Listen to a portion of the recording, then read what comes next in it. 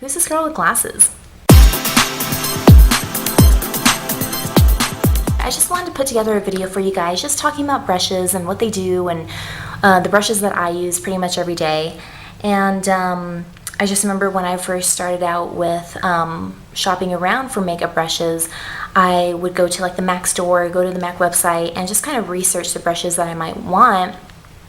And it was just so confusing with the huge variety of brushes. I didn't know what all of them did. I didn't know why there were so many. I didn't know, the different shapes and sizes and all of that. So hopefully if you're like in the same situation, hopefully this is helpful to you.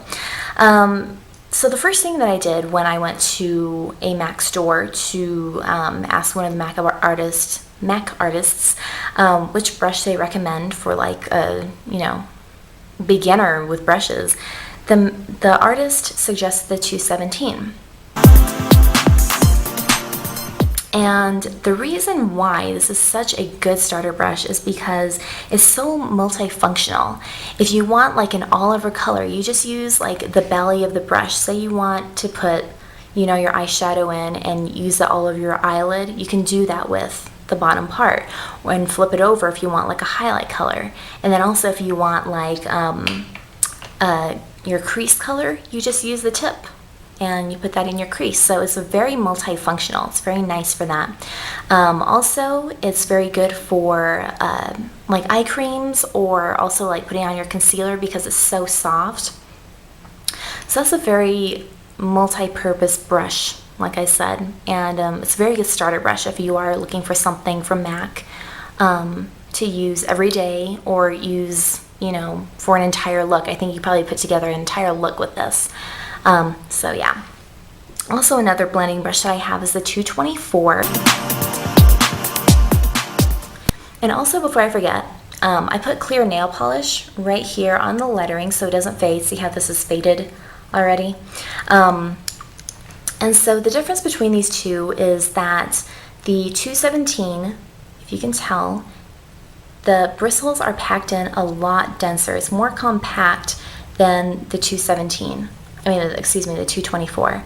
See how they're just kind of, it's a little bit more fluffy, a little bit more flimsy, I guess you could say. But yeah, so of course, since this is more densely packed, it's going to put a little bit more color onto your eye. That's pretty much the differences between these two. And also another brush that you guys see me use a lot is the 239.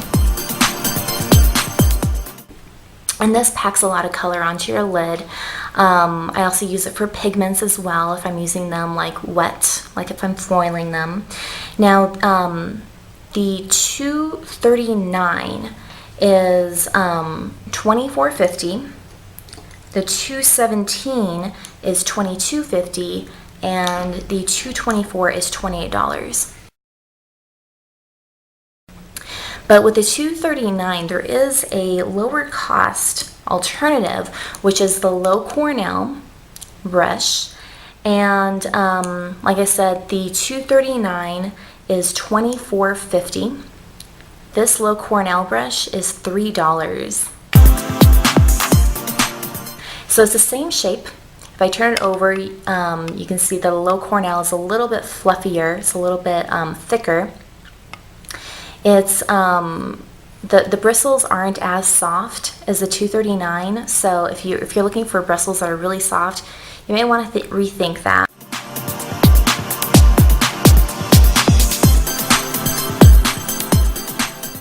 But it's still soft enough for your eye. It's still going to do the same exact job. There you go. And so those are pretty much the brushes that I use every day. And all the other ones are pretty much just for like detailing stuff. So I just showed you the 239. I always talk about my big 239 and my little 239. This is really good for like doing little detail work like in the inner corner or maybe underneath the lash line. And also if I'm using like more than, 3 colors and I want to fit them all in, I just use this to kind of pack them all in because it's small enough.